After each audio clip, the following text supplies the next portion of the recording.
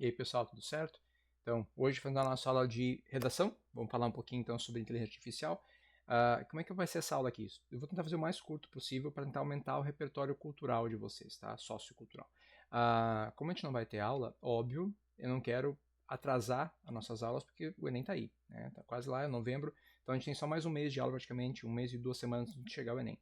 E a gente tem aqueles 5 temas para ver, a gente já viu fake news no primeiro trimestre, mas eu quero dar uma olhadinha com vocês em vários. Então, se a gente não fizesse nada essa semana e pegar só semana que vem, a gente ia acabar atrasando. Então, eu quero falar um pouquinho o que eu ia falar em aula com vocês, a questão do repertório sociocultural envolvendo a inteligência artificial. Hoje eu botei a câmera um pouquinho diferente para poder enxergar aqui os slides, porque é um pouco maior do que foi a parte de literatura.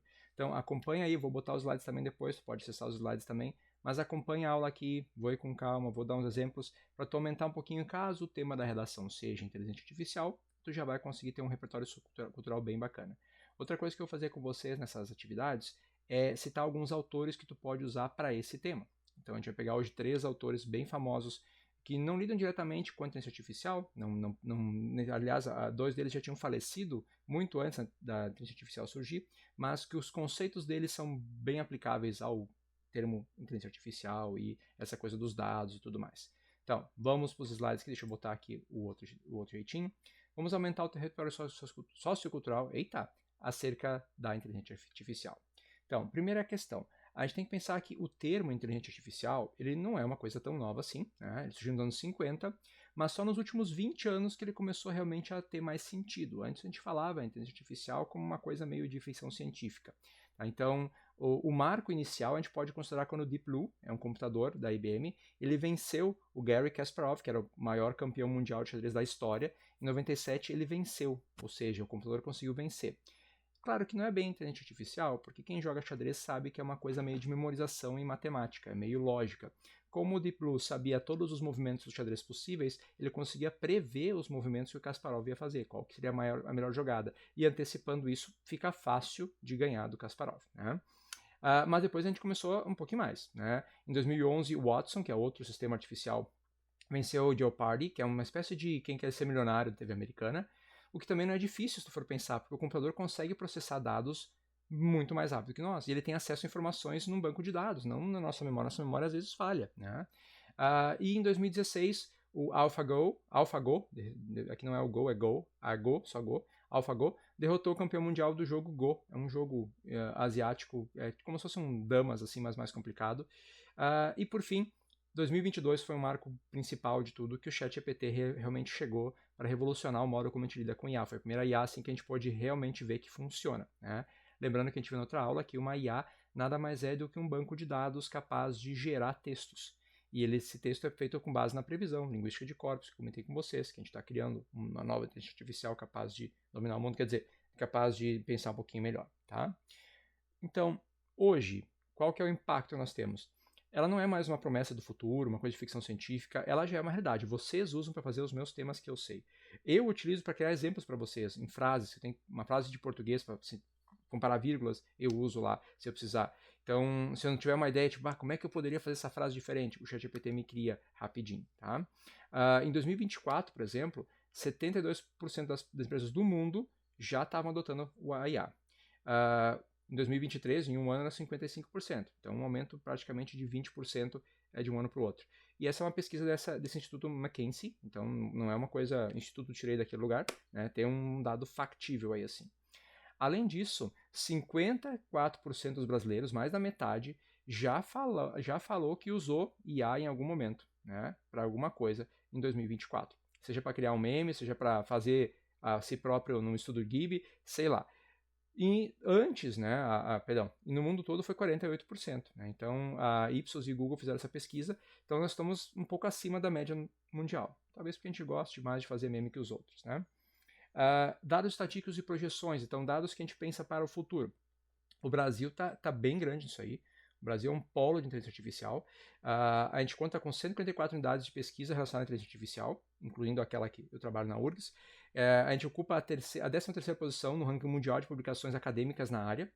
Parece, nossa, mas é muito atrás. Não, gente. Publicação acadêmica é uma publicação feita em universidade, pesquisa. E para um país como o nosso, que um pesquisador como eu, por exemplo, ganha um salário de R$ 700 para pesquisar, é um milagre. Tá? Então, ganhar R$ 700, pensa bem, um pesquisador, cientista, ganha R$ 700 por mês no Brasil. Ele tem que ser professor, fazer outras coisas como eu para poder sobreviver. Então, dada essa circunstância, nós estarmos em 13º lugar é um feito enorme. Tá? Além disso, em 2025, né, o governo agora, há pouco tempo, anunciou o Plano Brasileiro de Inteligência Artificial, o PBIA, que vai investir 23 bilhões até 2028 em áreas de pesquisa e empresas, startups e tal, a ver com inteligência artificial. Tá? Globalmente, as projeções são ainda melhores, óbvio, se nós estamos 13º, imagina os primeiros lugares. Então, o mercado global de IA deve passar de $500 bilhões até o final deste ano. Tá? E uma estimativa de 1,5 trilhão até 2030. E outra coisa, ela pode fazer com que aumentar até 13 trilhões até 2030, na verdade, que é um crescimento econômico global, assim como um todo. Porque ela acelera muito o processo, galera. Acelera muito o processo. Ela simplifica muita coisa. Esqueça essa coisa de criar trabalhinho da escola, esqueça essa coisa de criar memezinho, criar imagem. Esquece isso. Pensa no que ela pode fazer de processamento de dados. A IA pode processar dados de uma maneira muito mais rápida. Eu posso, por exemplo, pegar as redações de vocês que vocês fizeram, eu posso jogar na IA e perguntar para ela quais são os principais erros de português que esse grupo de alunos específico tem. Ela vai fazer uma coisa de 1 minuto, no máximo, nem dá 1 minuto, 30 segundos. Ela vai analisar todas as redações de vocês, vai me dizer quais são os erros mais comuns e até o que eu poderia fazer para vocês melhorarem. Eu posso fazer isso como professor, mas eu teria que pegar redação por redação, anotar do lado quais errinhos que cada redação cometeu, fazer um compilado todo, analisar esses dados. Imagina o tempo que isso leva. Ali, 30 segundos, 1 minuto no máximo, ele faz isso pra gente. É incrível o que isso pode fazer. E eu dei um exemplo da vida de real de vocês. Imagina para uma empresa quantos processos eles podem eliminar, pensando melhor em como a gente podia melhorar nosso processamento aqui, assim, como a gente podia fazer para essa esteira da fábrica andar um pouco melhor, onde é que está o gargalo. É muita coisa. Então, é muito dinheiro que vai ser investido cada vez mais nessas inteligências artificiais, elas vão ficar cada vez mais rápidas e mais capazes, exceto para algumas coisas, como a gente vai ver que o Noam Chomsky vai dar uma cutucada. Que mais? Transformações setoriais. Como vai ter muita inteligência artificial, algumas coisas vão começar a mudar, né? Então, serviços financeiros, de saúde, varejo e manufatura vão ser a principal parte que vão ser afetada. Na saúde pública, por exemplo, a gente já tem hospitais federais que adotam a tecnologia para diagnóstico por imagem, tá? Aumentando a precisão e rapidez. Não é que a IA vai analisar o paciente vai chegar lá, oi robô, eu estou doente, pode ver. Não é isso. Mas pensa o seguinte, a gente pode alimentar uma IA com centenas, milhares de imagens, um raio-x de tórax, por exemplo, de pessoas com pneumonia. E eu vou lá, estou com problema no meu pulmão, não sei se é câncer, não sei se é pneumonia, eles fazem um raio-x do meu pulmão. Se o médico quisesse, ele podia comparar item por item, todos eles para ver. A IA pode fazer isso em segundos. Ela vai pegar todo aquele banco de dados de informação e comparar e falar, sim, é pneumonia, sim, é câncer, tuberculose. Ela vai conseguir comparar as imagens de uma maneira muito mais rápida que um olho humano seria capaz de fazer. Esse é o ponto-chave da IA. Tá? No mercado de trabalho, tem a questão do cenário duplo. Né? A adoção de IA está projetada para criar 130 milhões de empregos em todo o mundo até 2025. Mas vai eliminar 75 milhões. Ou seja, a gente ainda tem uma margem boa, assim, vai criar 130 e vai tirar 75 milhões, então vai absorver e vai faltar um pouquinho ainda. Além disso, 60% dos brasileiros acreditam que a IA traz maior expectativa de ganhos, né? Então vai aumentar um pouquinho os empregos. Eu botei 3 pontinhos porque algumas pessoas vão acabar perdendo um pouco o emprego. Né? Alguma coisa de setor de atendimento, setores de varejo, por exemplo, pessoa que organiza uma empresa, organizar o mercado, botar na prateleira do mercado as coisinhas. Isso com uma IA vai ser muito mais rápido, muito mais prático. Ela vai conseguir saber quando uma coisa está vencendo muito mais rápido que um olho humano é capaz de ver. Porém, outros setores vão precisar muito, né? Incluindo pessoas que, engenheiros de IA, que criem a IA ou que criem os comandos para a IA funcionar. Tá? E aí vem a parte ruimzinha agora. Tá? Eu sei que fiquei na frente aqui de alguma parte, mas eu dou nos slides, depois vocês podem dar uma olhadinha. Então, um dos principais desafios é a questão da privacidade. Porque a IA ela vai pegar dados da internet e vai processar. Mas esses dados são coletados da onde? De onde é que vêm esses dados? Às vezes vem de pessoas que não consentiram com isso. Ou consentiram, lembre da última aula que eu comentei, foi lá e clicou que tu aceita tudo quando instala o Instagram. Então, é um pouco complicado. Quanto mais a IA tem acesso a informações, mais eficiente ela se torna, mas ela acaba pegando a privacidade individual. Como eu comentei com vocês, quando tu cria um vídeo com IA para botar uma pessoa que era um professor de português falando, esse professor de português tem uma cara, um rosto humano, perfeito, exato. O computador não consegue criar isso, gerar isso do nada. Ele pegou o rosto de alguém, de alguma imagem, de algum banco de dados na internet e fez essa imagem se mover. Ou seja, ele pegou o dado de alguém. Aquela cara que está ali é uma pessoa. Talvez ela tenha recebido por isso, talvez não. Talvez eles pegaram nossos dados, como no Facebook e no Instagram a gente aceita tudo. Talvez pegaram nossas fotos do Instagram e Facebook e alimentaram esse IA. Não sabemos, tá? No Brasil, a gente tem a LGPD, que é importante lembrar dessa sigla, Lei Geral de Proteção de Dados. Eu lembro que as garotas da 32 e da 31 lembravam o que era, da 33 também. Então, as meninas, os rapazes estavam boiando. Mas se liguem, caras, isso é bem importante, tá? Então, tenta regulamentar essa questão. O problema é que cada vez que eles criam mais IAs, não é tão fácil criar leis. Quem cria as leis no nosso país não é o presidente, são os deputados. E vocês viram essa semana o que os deputados fazem. Eles querem forrar a burra de dinheiro e roubar o máximo possível. Então, quanto mais avançar a tecnologia, mais difícil vai ser regular ela. A gente não consegue acompanhar, ainda mais debatendo tantas coisas tão inúteis, como essa tal da PEC da blindagem. Então, é uma coisa muito difícil a gente conseguir regular tudo isso aí, tá? E para piorar, essas empresas são riquíssimas. Eu botei aqui 3, né? Google, Facebook e Amazon.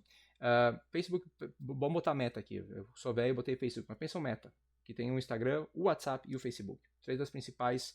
3 as principais redes sociais do Brasil.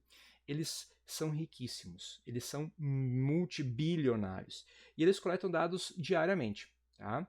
E eles conseguem pegar esse comportamento teu e fazer mudar um pouquinho a tua opinião de compra, a tua escolha política, até teu relacionamento com as pessoas. Tu vai deixar de seguir o fulaninho porque ele curte tal coisa. Aconteceu essa semana com o Eduardo Bueno, um grande historiador não, um grande repórter, mas que fala de história, que por ter falado alguma coisa sobre o rapaz que foi morto nos Estados Unidos, o pessoal deixou de seguir ele, mesmo que ele tenha umas coisas boas, o pessoal deixou de seguir por questões políticas. Ou seja, esse pessoal vai acabar fazendo com que tu seja influenciado por aquilo, o algoritmo vai te influenciar. Tu só vai ver coisas que tu quer ver, só coisas que estão alinhadas contigo. Não vai ter esse embate de ideias, e isso é muito ruim. Tá? Então, além de coletar nossos dados, eles usam esses dados para nos anestesiar. Tu só vai ver aquilo que tu gosta e só vai ver aquilo que tu vai comprar. Então, eu tô a fim de comprar um tênis, eu falo isso aqui agora, falei agora, provavelmente quando eu pegar meu celular depois e abrir o Instagram, vai ter uma imagem de tênis lá, né? Então se eu falar um tênis All-Star, eu tenho certeza que depois vai ter aqui assim, um tênis All-Star, porque o celular está aqui, ele não está sendo usado agora, mas o nosso amiguito está ouvindo, né? Então é uma coisa bem séria. Prosseguindo então, viés, algoritmo e discriminação. Outro dilema fundamental quando a gente fala de inteligência artificial. Como a gente vai ver, a inteligência artificial não tem moral, no sentido não de moral de ter capacidade de poder. Ela não tem discernimento crítico do que é certo, o que é errado, o que é ético e o que não é ético. E como ela é alimentada a partir de dados históricos, muitas vezes acontece ela perpetuar ou até amplificar preconceitos existentes na sociedade. Nós tivemos, por exemplo, o caso de algumas pessoas negras que pediram para a IA imaginar eles num desenho animado, alguma coisa assim, e a IA transformou eles em macacos, em chimpanzés, em gorilas, né? Por quê? Ele pegou traços faciais e desenho animado, e quase sempre no desenho animado é caricato, era caricato, agora o pessoal até parou um pouquinho, o politicamente correto finalmente deu efeito, mas ou seja, as pessoas sofreram racismo. Elas sofreram um preconceito muito grande, tá? Então, aqui eu botei alguns algoritmos de reconhecimento facial têm mostrado maior dificuldade em identificar corretamente pessoas negras, levando a erros no sistema de segurança e vigilância. Esse é outro ponto. Na hora de fazer um reconhecimento facial de algum lugar, algumas inteligências artificiais já conhecem reconhecer quais possíveis assaltantes, quais possíveis pessoas que vão shoplift em português, pessoas que roubam lugares, coisas do mercado, né? E o problema é que quase sempre o nosso preconceito leva a pessoas negras. As pessoas que programaram isso fizeram que pessoas negras sejam... a IA entenda elas como mais potencialmente criminosas que as outras. Tá? Na área de recursos humanos também tem essa questão. Porque os recursos humanos agora eu posso escrever lá na IA, eu quero... Avalie esses currículos. Eu quero um candidato que seja assim. E vai pegar então exatamente aquilo que eu preciso. Eu quero um candidato que seja homem, branco, de 30 anos, solteiro. Eu posso... Em vez de procurar um casal, estou procurando aqui uma pessoa para trabalhar e é praticamente isso, eu vou escolher o que eu quero. Então, pode causar sérios casos de preconceito. Tá? A autonomia e responsabilidade é outro ponto interessante. Na China, nos Estados Unidos, nós já temos carros que são dirigidos por IA. Né? Nós temos nos Estados Unidos um pouco perigoso, o Tesla que dirige automática fez vários acidentes, mas na China tem muito Uber que não tem motorista. O carro vai sozinho e tu entra no carro e vai embora. Tá? Procurem que eu não estou mentindo, existe isso mesmo. Tá? Agora, se um carro desse causa um acidente, ele atropela uma pessoa, de quem é a culpa? Tá? Se um algoritmo faz um diagnóstico errado, vou lá, estou com pneumonia, ele acha que eu estou com câncer, de quem é a culpa? Tá? E quando eu vou, agora já existe, né, nos aplicativos de banco, quem te atende não é mais uma pessoa, é a IA. E ela me nega um empréstimo, por algum motivo qualquer, tá? Baseado em alguns dados. Para quem eu vou recolher, quem eu vou processar? Então a coisa começou a focar um pouquinho mais complicada. E as IAs estão cada vez mais autônomas, ou seja, elas não precisam de pessoas digitando por elas. Essas IAs de bancos digitais, por exemplo, não tem ninguém operando elas, elas operam sozinhas. Tu vai acessar, tu acessa o site, mas ela que faz o reconhecimento facial, ela que faz tudo. E o Noam Chomsky, que eu vou citar depois quem que é, fala o seguinte: a IA, tal como é entendida atualmente, é um projeto corporativo que visa reunir conteúdos para serem usados por sistemas de simulação em grande escala. Este é o mais radical ataque ao pensamento crítico, à inteligência crítica e particularmente à ciência. Por quê? É um projeto corporativo. Aquela empresa vai visar os seus interesses.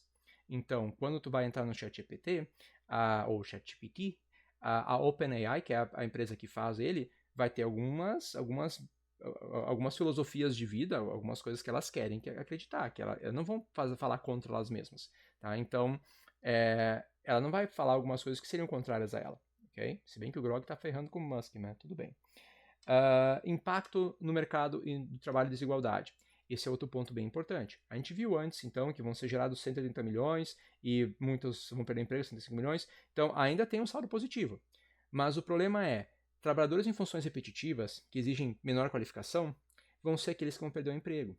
Então, aquele cara que trabalha numa fábrica de sapato, pregando a palmilha no sapato, né, ou passando uma cola, esse cara vai perder o emprego. E por que ele está nessa situação ali? Ele é uma pessoa que está em situação de vulnerabilidade social. Se uma pessoa está numa fábrica passando cola, que é o serviço mais simples, nada contra, eu fiz isso a minha adolescência inteira. Tá? Então, é uma questão séria porque essa pessoa está ali fazendo um trabalho tão subalterno, um trabalho tão simples, porque ela não tem outra qualificação. Ela não vai ter isso. Tá? A IA vai substituir ela tranquilamente. Essa pessoa não vai ter outro emprego. Por quê? A IA não vai substituir o quê? Empregos que demandam criatividade, coisas que exigem criação, mesmo que ela crie algumas coisas, ela não cria do nada, ela precisa ser alimentada com isso. Empatia, ou seja, trabalhos como o meu de professor, tu até pode ter um professor virtual, mas ele não vai ter empatia contigo. Pensamento crítico, é questão assim, de pensar criticamente o que eu estou fazendo, não só uma coisa automatizada, só que para isso tu vai ter que ter uma formação. E essa pessoa que está lá na fábrica de sapato, já adulta, provavelmente ela não vai ter essa formação. E ela não vai ter condições de fazer essa formação. Tá? Se ela tivesse acesso à educação, ela não estaria ali. Então, vai haver desigualdade social, vai ampliar ainda mais a desigualdade social. Aqueles que são pobres vão continuar cada vez mais pobres, e quem está mais rico vai continuar cada vez mais rico. Tá? E é por isso que eu bato pela milésima vez com vocês desde o ano passado. Pelo amor do São Crispim, estuda, criatura. Estuda. O futuro vai ser assim. O futuro é vortex, como diriam os replicantes. Não vai ser fácil para quem não estudar. Se para quem estudar já vai estar difícil, para quem não estudar vai ser impossível. Então, a gente tem que ter, óbvio, a gente tem que ter boa frase para botar lá no Enem. É fundamental que políticas públicas acompanhem essa transição para garantir a inclusão social. Essa frase, anota e bota no Enem lá. É bem importante. Então, a gente tem que ter uma requalificação de pessoal. A gente tem que pegar esse carinha que está lá na fábrica de sapato, fazendo um trabalho que vai ser substituído por um robô. A empresa deveria, desde já, pegar esse carinha e fazer uma requalificação profissional nele, ensinar ele outra coisa, ensinar informática, ensinar alguma coisa, pagar um curso para ele, para quando acontecer ele não perder o emprego, porque ele vai perder o emprego. E ele não vai achar outro, porque esses empregos que a máquina pode substituir não exigem qualificação nenhuma. Tá? Então, é bom pensar um pouquinho nisso aí. Por fim, autores para vocês citarem, pessoinhas para vocês citarem. Então temos Noam Chomsky, que é o primeiro que eu mais gosto. Tá? Vamos falar um pouquinho sobre Noam Chomsky, então. Então, ele é um linguista, um filósofo e sociólogo estadunidense, se bem que agora mora no Brasil, né? Ele namora, o tiozinho já tá velhinho, tá? Ele tá com 95, se não me engano, mas ele namora uma brasileira, né? Mora aqui no Brasil e tudo mais, esses tempos estava um pouquinho malzinho, acho que tem 95 já, mas é bem velhinho. E ele fez um artigo em 2023 para o New York Times, o pessoal encomendou isso falando sobre inteligência artificial, tá? E ele fala o seguinte: por mais úteis que esses programas possam ser em alguns domínios restritos, sabemos pela ciência da linguística e pela filosofia do conhecimento que eles diferem profundamente de como os humanos raciocinam e usam a linguagem. Essas diferenças impõem limitações significativas ao que esses programas podem fazer, codificando-os com defeitos irradicáveis. Ou seja, o que ele está falando? Lembra que eu comentei com vocês, o nosso cérebro ele é muito amplo e dinâmico e plástico. Quando eu falo aqui agora, pensa só, eu estou pensando as palavras que eu vou te dizer para vocês, ao mesmo tempo que eu estou pegando o meu repertório, o meu conhecimento sobre o assunto, e estou olhando para a tela, estou lendo ao mesmo tempo, o meu cérebro faz tudo isso ao mesmo tempo. Tá? Muitas pessoas conseguem fazer isso, quase todas conseguem fazer isso. Agora, uma máquina não consegue fazer assim. A máquina, por enquanto, ainda é generativa, ou seja, ela vai pegar palavrinha depois de palavrinha naquele contexto. Ela não consegue pegar outras coisas, ela vai ficar num foco, né? Uma visão de túnel, assim, limitada. A gente está tentando fazer com que ela faça isso agora, que ela seja um pouco mais ampla e consiga enxergar outras alternativas. Mas por enquanto ela está tipo assim, é de manhã, uma pessoa abriu a porta, ela fala o bom, qual que é a próxima palavra? Dia. E ele faz o bom dia. Então, por enquanto, o ChatGPT, por exemplo, faz isso. Ele vai pegar palavras pré-determinadas. Tu pediu lá, escreva uma redação sobre inteligência artificial para um ensino médio, imitando um aluno do ensino médio. Ele vai fazer exatamente isso. Vai pegar a receita de bolo que eu dei para vocês lá, da redação, e vai colocar com alguns dados da internet. Mas ele não vai pensar em várias outras coisas, tá? Outra coisa que ele coloca. A verdadeira inteligência também é capaz de pensamento moral, que eu comentei do moral. Isso significa restringir a criatividade. Tem coisas que tu não vai colocar. De outra forma ilimitada de nossas mentes, com um conjunto de princípios éticos que determinam o que deve ou não deve ser, e, claro, submeter esses próprios princípios à crítica criativa. Ou seja, quando eu crio alguma coisa, quando eu escrevo alguma coisa, mesmo que eu pense determinadas coisas, eu não coloco no papel, ou eu não falo. Às vezes, na sala de aula, vocês querem mandar um professor para aquele lugar, mandar ele a merda, né? Mas tu tem um regulatório moral dentro de ti que fala, não faz isso, tu vai te incomodar. O ChatGPT não tem isso. O que faz o ChatGPT não te mandar para aquele lugar quando tu perguntou para ele pela terceira vez para ele reescrever o texto? Por que ele não te manda para aquele lugar? Porque ele não tem um código moral. Imagina se o ChatGPT fosse uma pessoa e pela quinta vez tu pede, não, reescreva que tá errado ainda, não gostei. A pessoa ia ficar pé da vida contigo. O ChatGPT não fica. Ele fica porque ele é um robozinho. E o que acontece? Ele tem um pensamento moral. Se tu perguntar agora pro ChatGPT escrever um texto racista para ti, muito provavelmente, eu não vou botar minha mão no fogo, mas muito provavelmente ele vai dizer que não. Ele não vai escrever. Por quê? A empresa que fez o ChatGPT, a OpenAI, proíbe ele de fazer isso. Ele foi programado para não fazer, tá? Então olha só o que acontece ali. Para ser útil, o ChatGPT deve ser capaz de gerar resultados com aparência inovadora, para ser aceitável para a maioria dos seus usuários. Deve evitar conteúdo moralmente questionável. Ele vai evitar falar um pouquinho sobre isso. Mas os programadores do ChatGPT e de outras maravilhas do aprendizado de máquina têm lutado, continuarão a lutar para alcançar esse tipo de equilíbrio. Mas é difícil. Então, vamos pegar um outro caso. Tu quer saber, vamos pegar um caso polêmico, tu quer saber se a condenação do Jair Bolsonaro foi válida ou não. E tu pergunta isso pro ChatGPT. Como o ChatGPT é uma máquina, ele vai tentar dar a realidade mais real possível, mas ele te conhece. Ele sabe quem tu é. A não ser que seja a primeira vez que tu está usando ele. E mesmo assim ele consegue pesquisar um pouquinho sobre ti pelo teu IP. Mas ele vai pegar o que tu já pesquisou sobre o Jair Bolsonaro. Se tu é um apoiador do Jair Bolsonaro, é bem provável que ele fale um pouquinho mais suave sobre ele. Não vai xingar muito ele, vai falar que talvez foi certo, mas era... Agora, se tu é um inimigo do Jair Bolsonaro, é muito provável que ele vai te incentivar a isso. De novo, o algoritmo. Ele vai saber que tu gosta disso e vai começar a botar mais. O meu caso, quando eu pesquiso alguma coisa sobre livros, por exemplo, e uso o ChatGPT, ele sabe as coisas que eu gosto. Ele me adula, ele é um capacho, ele é um puxa-saco. Ele vai seguir aquilo que tu gosta. Não vai ser moralmente questionável. Ele não vai me questionar, tipo assim, esses livros aí não são legais pra ti, tu já é um cara velho, vai ler quadrinho, faz favor. Ele não faz isso. Ele não vai me enfrentar. Ele não vai fazer isso porque se ele me enfrentasse, eu ia ficar chateado com ele e não ia mais usar. Então, a inteligência artificial, ela vai sempre te puxar o teu saquinho. Ela vai sempre te adular, sempre te mostrar coisinhas bonitinhas. Por mais que ela deveria mostrar outra coisa. Então, se tu é um fascista, um extremista, e tu vai lá e pesquisa algumas coisas sobre superioridade racial, ela até vai te falar que é um pouquinho errado, mas de uma maneira bem delicada, assim. Porque, afinal, ela não pode falar que é certo isso, né? E mesmo... eu ia dizer que a direita e a esquerda sabem a diferença, mas é meio raro. Mas, enfim, a maioria das pessoas tem como senso comum que raças não possuem melhores ou piores. Mas o ChatGPT vai te falar isso de uma maneira delicada, em vez de te dar um tapão nas fuças, como eu faria. Né? Bom, prosseguindo. Essa, então, nem se fala. A dona Hannah. Eu não sei falar sobre o nome dela, alemão. Arendt, eu não sei. É uma filósofa e política alemã. E ela escreveu esse livro, Eichmann, não fala alemão, em Jerusalém. E ela vai apresentar esse conceito de banalidade do mal, aplicado à automação de decisões, no caso para nós aqui, tá? Ela criou esse nosso da banalidade do mal, ela morreu faz muito tempo, ela morreu nos anos 70, mas o conceito de banalidade do mal pode ser aplicado à IA. Primeiro, quem foi essa Hannah? Ela foi uma alemã, ela era de ascendência judia, então ela tem sangue judeu, e durante a Segunda Guerra Mundial, como vocês deveriam saber, o Hitler e os nazistas perseguiam os judeus. Então ela fugiu de lá, ela foi para os Estados Unidos, onde virou pesquisadora e tudo mais.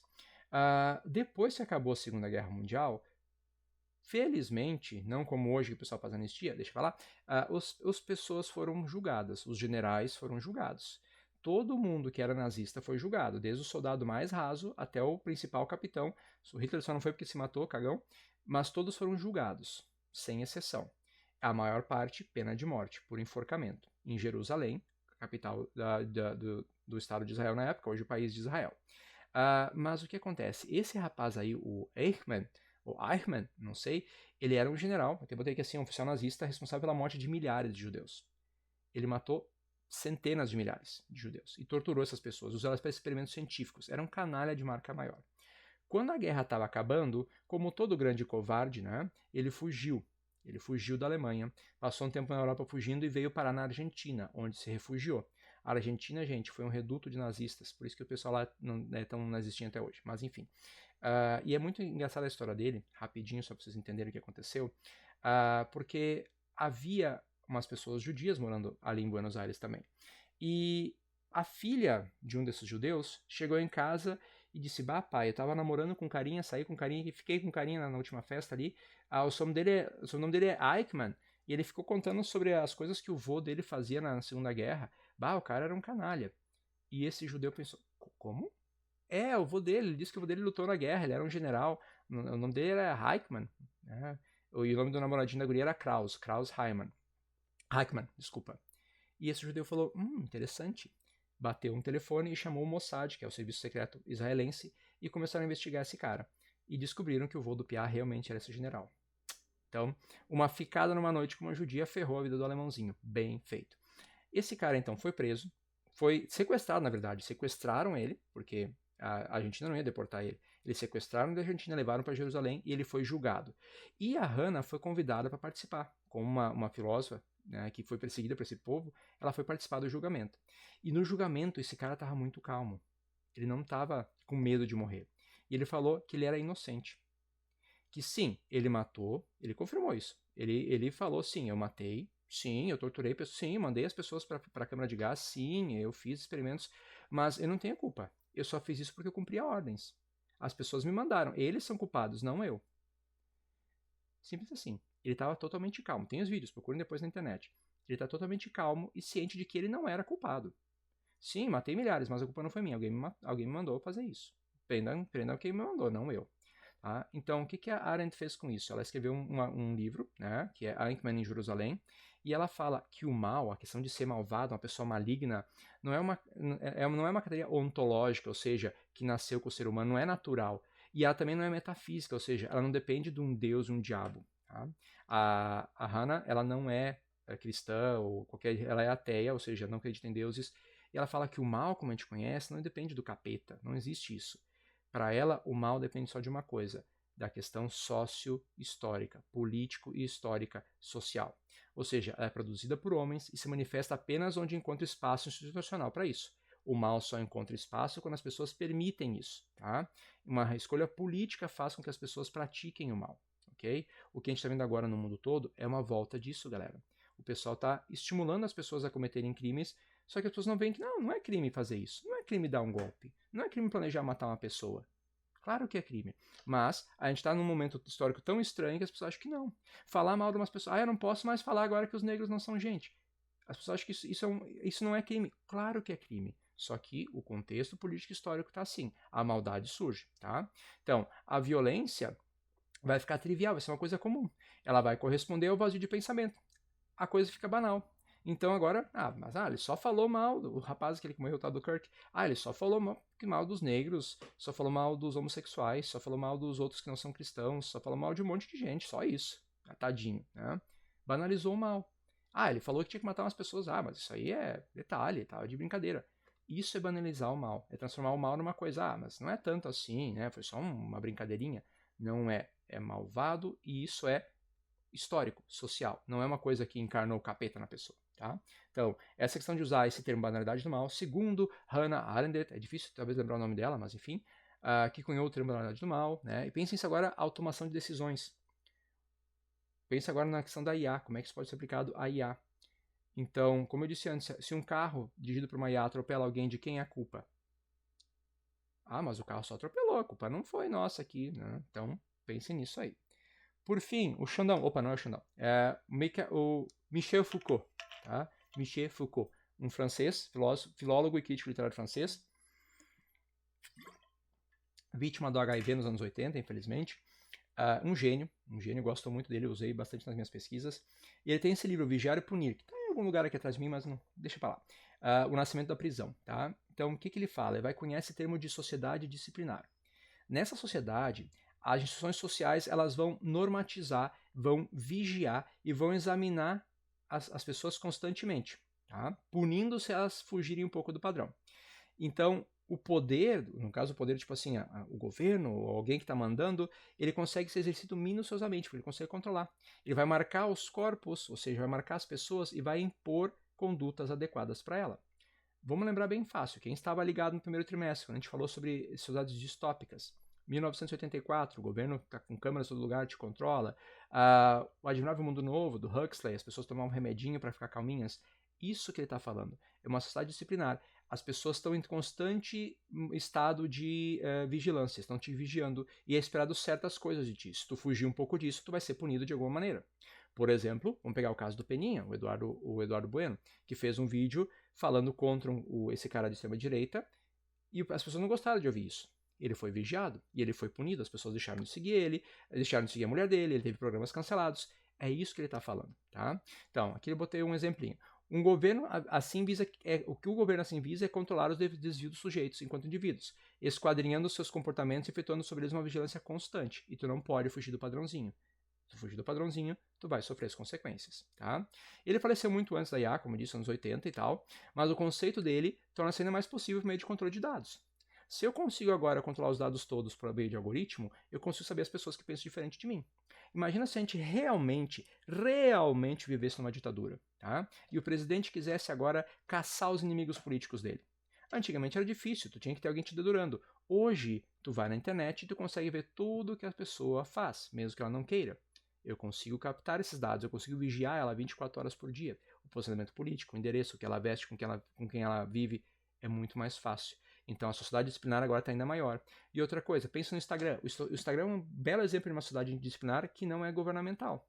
Se eu agora, como professor de vocês, coloco alguma coisa lá, sei lá, eu bêbado numa festa no Instagram, eu serei punido. Mesmo que isso é uma coisa que as pessoas fazem normalmente. Né? Eu serei punido, porque eu sou uma figura pública, eu sou um professor, eu não posso fazer esse tipo de coisa. Então, se eu fizer isso e botar no meu Instagram, as pessoas vão reclamar comigo. Né? Se eu falar alguma coisa de política em sala de aula, realmente assim, defender um político em específico, nunca farei isso, mas se eu defender um político específico, eu serei julgado, porque eu não posso fazer isso, não é esperado isso de mim. Tá? Sociedade disciplinar, então, vale a pena pensar um pouquinho nisso aí. Filmes e séries para citar também. É bom botar um repertório que não seja tão sisudo, tá? Então, eu botei aqui três espécimes aqui assim. Primeiro, Blade Runner, o Caçador de Androides, tá? Filmezinho bem antigo, de 82. Ele previa um futuro distópico que aconteceria em 2019, para nós já é passado.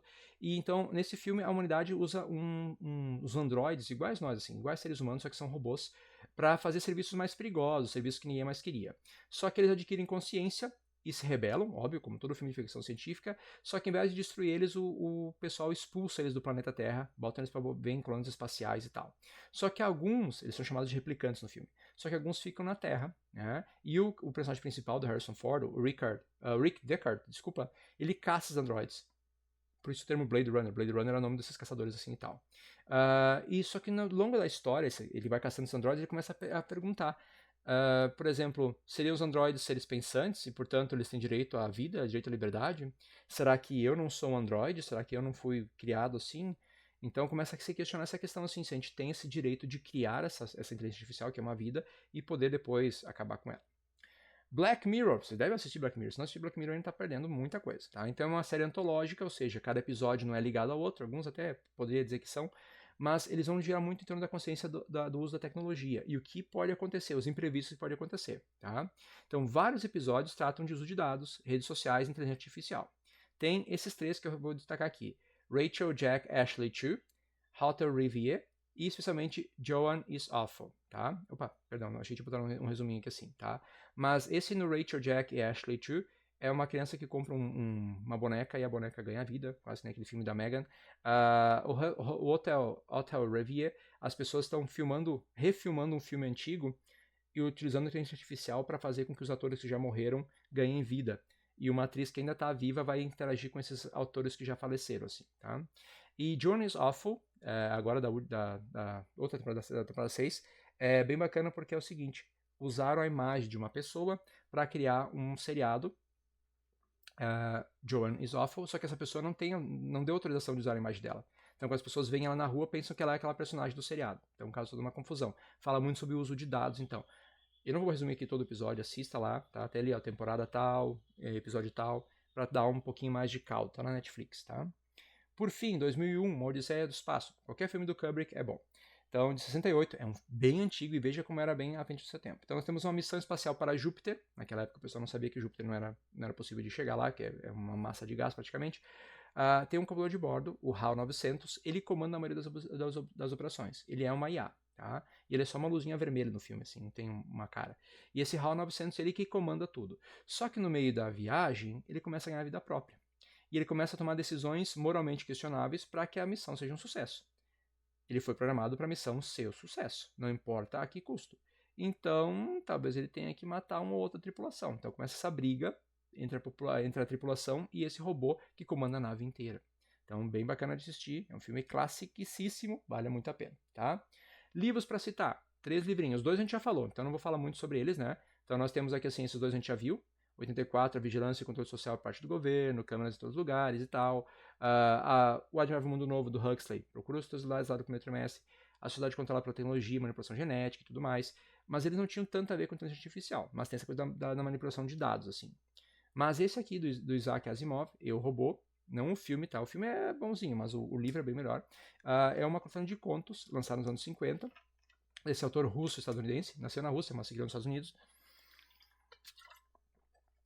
Os contos são separados, mas quem narra a história para nós é a doutora Susan Calvin. Ela está sendo entrevistada por um repórter e ela está contando, sim, tá?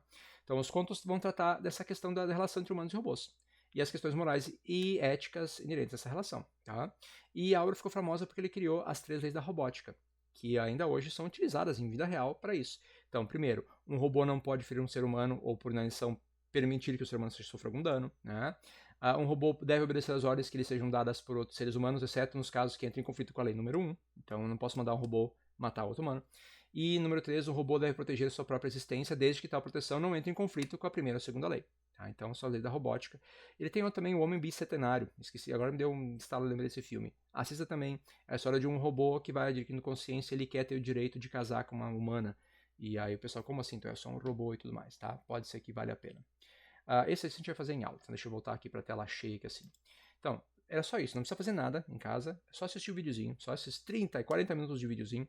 Na aula que a gente vai fazer alguns exercícios sobre isso, a gente vai debater um pouquinho. Vocês vão fingir ser o governo, vocês vão fingir ser as big techs e vão debater ou se bater entre si sobre esse assunto, tá? Se você chegou até aqui, viu até o final, toca assim, não precisa. Só me manda uma mensagem assim, dá um comentário aqui embaixo se você assistiu até o fim pra eu ficar um pouquinho menos triste, né? Fiquei aqui 40 minutos falando pro nada de repente, tá? Então, um abraço e espero vê-los vocês ao vivo em cores semana que vem. Valeu!